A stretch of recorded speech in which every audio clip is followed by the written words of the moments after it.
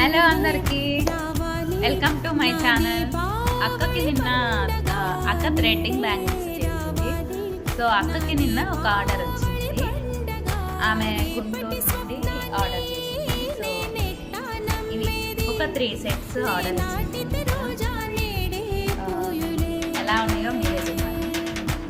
చాలా బాగున్నాయి కదా, కలర్స్ కూడా. ఈ సెట్స్ మీరు ఎంత కాస్ట్ అనుకుంటున్నారో కామెంట్ చేయండి.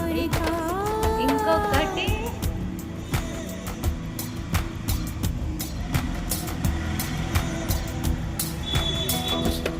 ఇవి కడప నుంచి ఒక మేడం ఆర్డర్ ఇచ్చింది.